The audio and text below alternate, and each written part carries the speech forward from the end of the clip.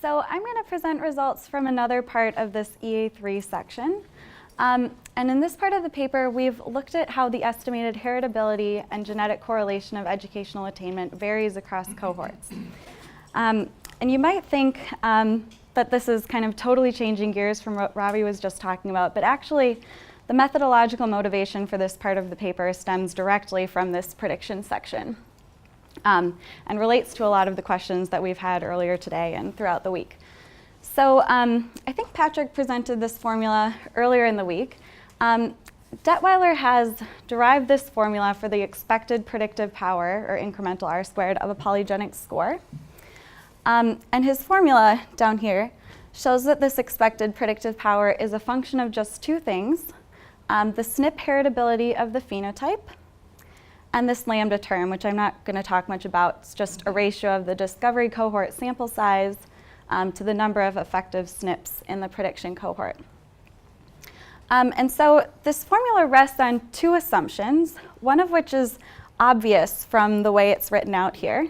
So the first is that the heritability of the phenotype is constant across cohorts. And you can see this from the fact that there's no subscript on this heritability term. The second is less obvious, it's kind of hidden in here, and that's that the relative genetic effects on the phenotype are constant across cohorts, or in other words, that the genetic correlation for the phenotype between cohorts is 1. So Ronald de Vlaming has derived this formula after relaxing these two assumptions, and his formula shown down here shows that once we relax those assumptions, right, this expected predictive power formula becomes a bit more complex. It's now a function of the SNP heritability of the phenotype in the discovery cohort, which is down here, and lambda again.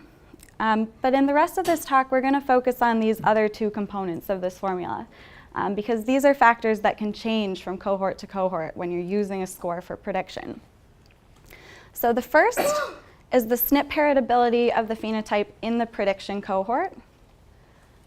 And the second is the genetic correlation of the phenotype between the discovery cohort and the prediction cohort.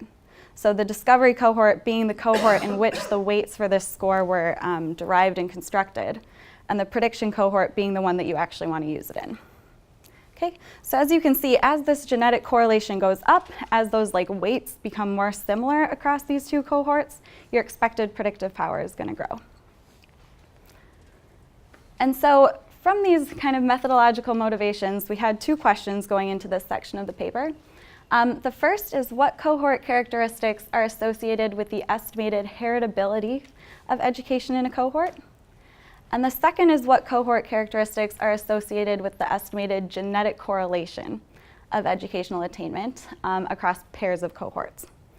And so while these stemmed from methodological motivations, I think they're also really interesting substantive questions on their own that social scientists can be interested in and are equipped to explore.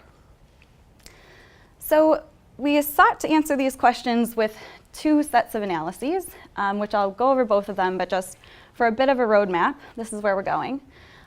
In the first set of analysis, we explored these questions using summary statistics from 67 cohorts that were included in this educational attainment GWAS.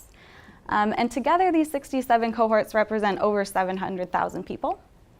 In that analysis, we considered 4 cohort characteristics, which I'll talk about briefly in the next slide. And then in the second analysis, we were lucky we were able to use individual level data from over 100,000 people from the first release of the UK Biobank study.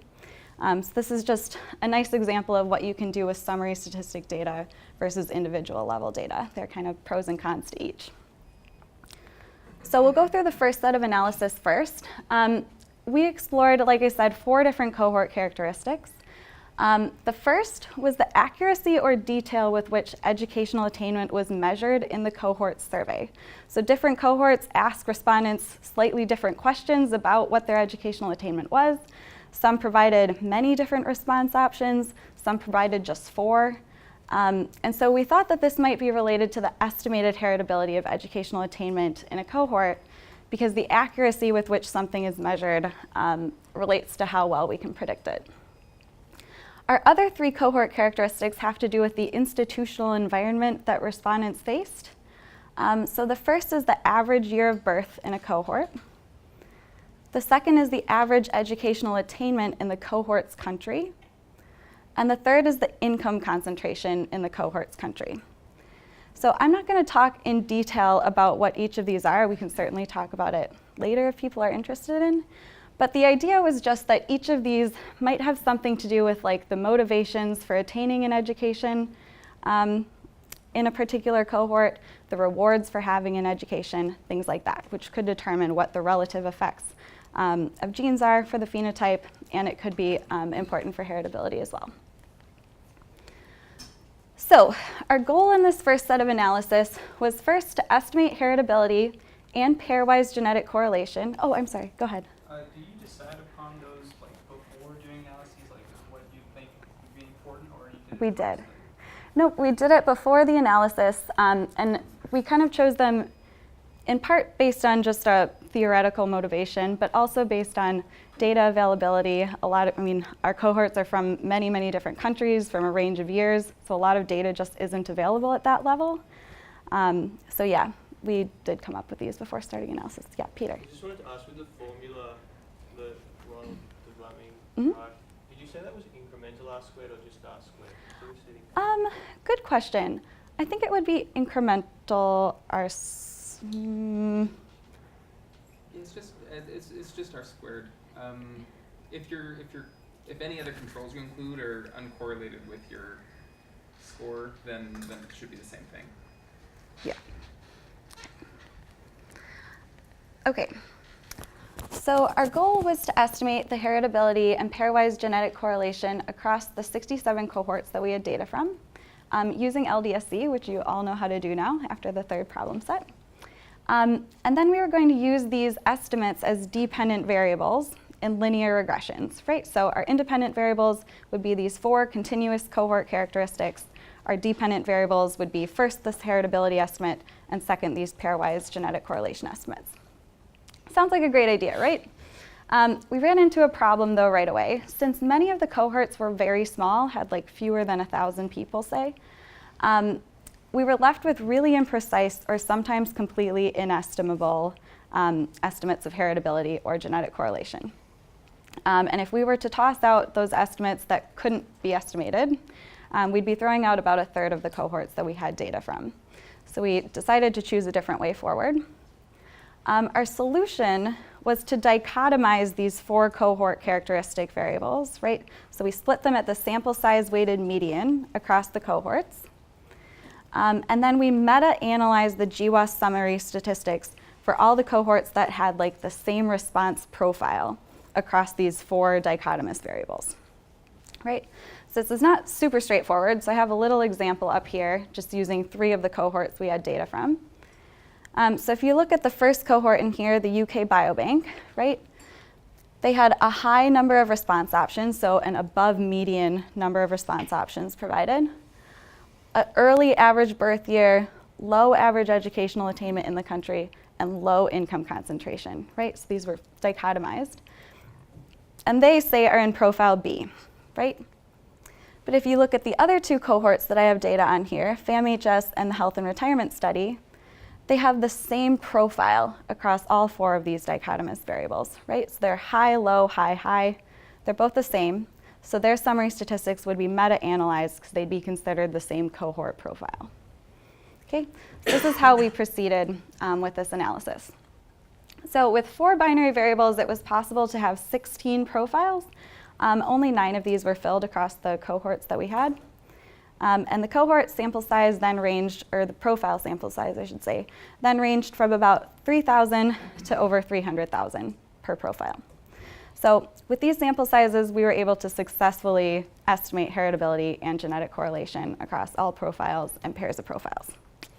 So we're good to go. Okay, so just brief summary of these estimates that we got. So the estimated heritability of educational attainment across the 9 profiles range from 0.06 to 0.2 with a mean of 0.13. And then the estimated genetic correlation between the 36 pairs of profiles range from about 0.7 to about 1.5. And some of you might be thinking, 1.5, you can't have a correlation of 1.5, correlations bound by -1 and 1. That's true, you've learned math well. But estimated genetic correlation can fall outside of those bounds, just like estimated heritability can actually be negative. Yeah, go ahead. Between two cohorts, it's really interesting to see the range Mhm. in heritability and genetic correlation. But if you were to sort of take the difference in heritability between two cohorts and then plot that against your genetic correlation, is there some sort of relationship that you can see? That's not something that we've done. What, Any what thoughts? was the question again?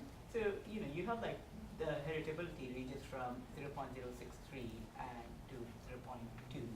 And if you say take cohort A and cohort B and sort of try and estimate the difference in heritability somehow, which I guess you can just sort of subtract it, and then plot that against the genetic correlation. I'm just trying to see like, I'm just trying to sort of try to get my head around, what's sort of driving the difference in heritability, if it's the sort of same factors that's driving the genetic correlation. To some extent, that's going to be answered by the analysis that Megan's going to show, because she's going to look at the factors that are related to both of those two things, and we can see whether they end up being the same factors. Mm-hmm. Yeah, and it's not necessarily true that if the genetic correlation is imperfect, that heritability will also be different. I guess you could have different relative effects, but end up with the same heritability in the end anyways. And you're just wondering if that, holds up. That's what I was getting at. Yeah, we haven't checked that ourselves, but I think either outcome is possible. Does that sound? Yeah. Okay, so I'm going to go over the results now. So this table shows the results of a multivariate OLS regression using the estimated heritabilities from the 9 profiles as the dependent variables. So the intercept here is about 0.08. That shows that when we have a below median response for each of the other variables, the estimated heritability is about 0.08, significantly different from 0. It's about what you'd expect. 2 of our characteristics don't seem to have any relationship with this estimated heritability figure. So this is average birth year and high income concentration. They're both statistically insignificant, and the coefficients are small. Average education in the country, however, has a fairly large coefficient. It seems that cohorts with a higher average education in the country have somewhat higher estimates of heritability than others. And then, as we expected, this response options variable also shows that cohorts that had a high number of response options provided had higher estimated heritabilities than those with a lower number of response options provided. Right, so this is about the estimated heritability, not necessarily actual heritability of educational attainment. It has to do with how this variable was measured. So then I'm going to move on to the genetic correlation results. The intercept here is 0.89, and that's the predicted genetic correlation between profiles, or cohorts, I guess, that were unmatched in terms of all 4 of these binary variables, right? So they had different average, or different number of response options, different average birth years, different average education in the country, and different income concentration in the country. So you can see while it's high, it's not 1, right? And it's significantly lower than 1, actually, which we'll see on the next slide, or a couple slides down. 3 of our variables don't seem to have a relationship to this predicted genetic correlation, right? So the coefficients for these are quite small, they're not significant. However, 1 of our variables stands out. So profiles that matched in terms of average birth year, so either early or late, have a higher predicted genetic correlation than those that are unmatched in terms of this variable. And it's quite a substantial difference. So you can see that from this plot. The blue bar shows the predicted genetic correlation between profiles that had no matching variables, right? So they were unmatched on all 4 of these things. It's 0.89, so as you can see, it's statistically significantly below 1. The red bar shows the predicted genetic correlation between cohorts that are matched just on average birth year, so they were still unmatched on all 3 of the other variables. And you can see that that brings this predicted genetic correlation really, really close to 1. And then just for comparison, the green bar shows the predicted genetic correlation for cohorts that matched on all 4 of these variables.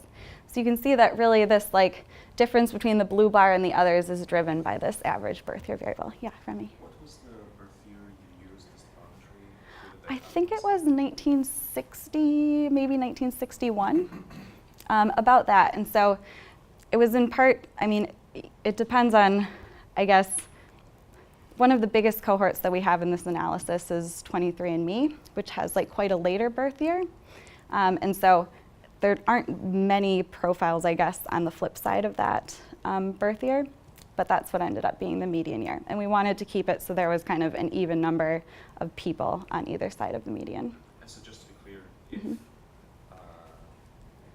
average more of the respondents in the sample were born before 1960, then they were put into the low. So within each cohort, right, we don't know the exact like percentage of people or even who, I guess, falls in what year, because all we have is summary statistics from these data. So for each cohort, all we have is the average birth year of people in that cohort. Okay. And so that's what determined whether they were flipped above or below that median year. And if the average birth year was below 1960, that's coded as low. Correct. Yes, that's correct. So there's a lot of variation like within cohorts here as well. And this is just one of the weaknesses of having just these summary statistic data. There's just not much you can do to kind of split it up further. Good? Megan, Yeah. can you go one slide Sorry. back? Mm-hmm. Yeah. So Yep. do you think that when you're looking at different cohorts, the heritability measure seems to match better just because, you know, genes are, like how important genes are expressed through the environment, and same cohorts are more likely to have the same environment, and that's why we're matching it better compared to when I look at someone who's 60 and someone who's like 20, because their environments are also different, so genes are expressed differently. Yeah. Is that the reason why we're getting better heritability measures? So this isn't necessarily heritability measures, right? This is genetic correlation. Well, okay, But correlation. yeah, sure. Right. That's the idea, I guess. And we haven't explored this further, but the idea is just that different birth cohorts have had such different environments, right? The educational system has changed so much over time. And that it could be something about either like requirements to advance through educational systems that have changed, or motivations to do so, right? That are kind of triggering different relative genetic effects now than they would have in the past. Does that make sense? Yeah. Can you Yeah. explain a little bit the median? So for example, the median, the number of questions that you were asked, do you count, is it weighted by the population? Or like, is it weighted just, we have 67 cohorts of which, let's say 50% have this one, and that's what defines it? So And then how do you do it for the year? Because now I'm confused how you do that part, because I guess you have the samples and the weights and the summary statistics. So let's take the number of questions in the survey as an example.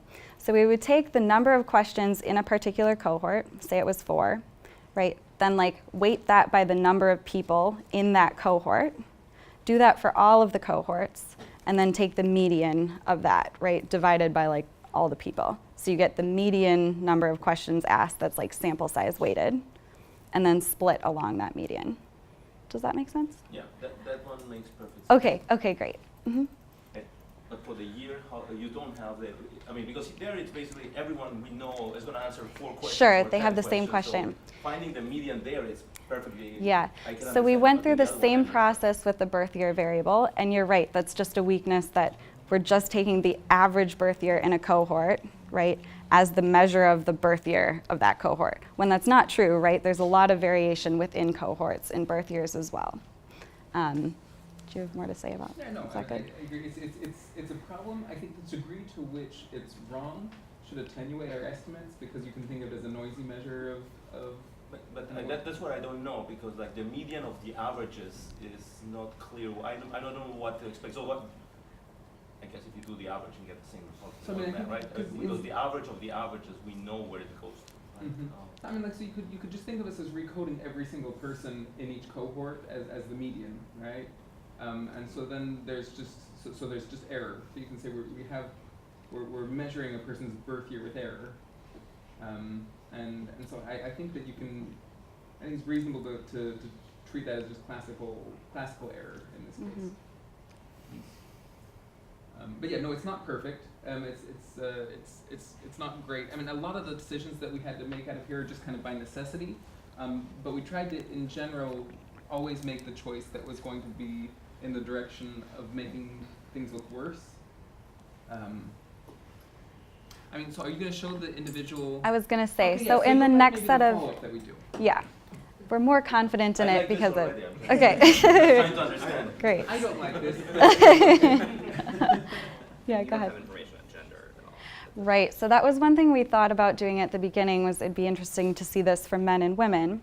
But when we're using the summary statistics, right, we would have to be like taking the % female in a cohort, right, and splitting the cohorts by that. And most of them kind of range between like 45 and 55. You know, there just like wasn't enough variation in that. That's something that you'd probably want to do either with like cohorts that were like designed to only sample females or only sample males, or like use individual level data where you can actually split it like that. Yeah, that's a good question. Yeah. Maybe you mentioned that I missed, but how did you do the standard errors for this? Yes, so for this section, what was it called exactly? The answer is correctly. Yes, we spent a lot of time looking up the correct standard error formula to use with this. So it considers both of the cohorts basically that factor into. It was a jackknife type procedure. Yes. So what we do is we leave out one cohort and then remove, because so for the RG, right, it's defined by two cohorts. Yeah. And so we drop every pairing of cohorts that includes one of the people, and we jackknife that way. Have you, okay, that's I mean, that's- interesting. it's Another way would have been just two-way clusterings. Yeah. So we were looking at that. The Right. problem is that with so few individuals, the clustering doesn't work. The clustering requires some asymptotics that don't happen when you only have 30 observations. Yeah, if you have too few, but you have don't you have a lot of pairs? Well, no, because we had to break it into profiles, Yeah. right?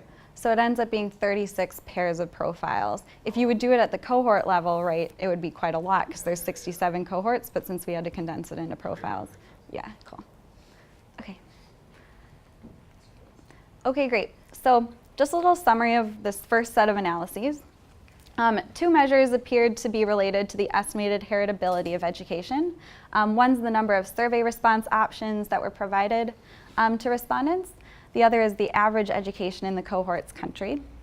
And then one measure appeared to be related to the estimated genetic correlation of education. This is whether or not cohorts match in terms of average birth year or not. So then we did what we always want to do, tried to replicate it. So do these results hold up in other analyses? And like I said, we were lucky we were able to follow this up using different type of data, so individual level data from the first release of the UK Biobank. So for the second set of analyses, we first asked whether the estimated heritability of educational attainment declines when a less detailed survey measure is used. So what we did for this is we took the original 6-category question that people were asked to report their educational attainment, and we condensed it into just 3 categories. So we said, what would people have responded if we only gave them 3 categories to report their education? We then estimated a GWAS on both the original and the simulated phenotypes, and we estimated the heritability using both of those phenotypes. And as you can see here, the blue bar shows the estimated heritability for this simulated 3-category phenotype for educational attainment. And the red bar shows the estimated heritability for this original 6-category version. Bless you. And so as you can see, these estimates are significantly different from each other. The 3-response question has a lower estimated heritability than if you're using the 6-response variable. Right? So this supports the results that we had in the earlier set of analysis. Next, we asked if the estimated genetic correlation of education was imperfect across UKB respondents born in earlier versus later years. So this is where we actually got to split people up based on their actual birth year. So we divided the respondents along the median birth year, which here was 1951. And we estimated a separate GWAS in each of those 2 subsamples, and then estimated the genetic correlation between those summary statistics, right? And so here, you can see that the estimated genetic correlation between these two subsamples was 0.92, which is very much in line from the result from our earlier analysis, which is quite exciting.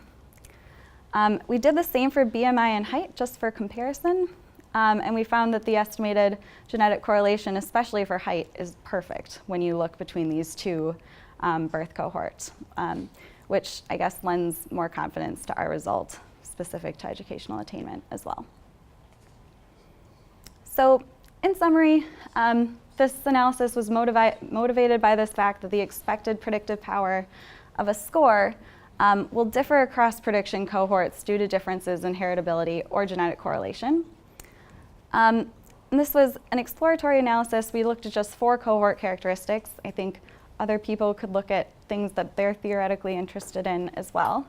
But we found that the number of response options was related to the estimated heritability, and the average education in the country was related to the estimated heritability as well. And also we found that the estimated genetic correlation is imperfect when considering cohorts with different average birth years, right? And so a remaining question, of course, is why is this? This isn't something that we've picked apart, but as I said, I think thinking about what motivates people to go to school and what they're required to get there is a good pathway forward. So that's all, thanks.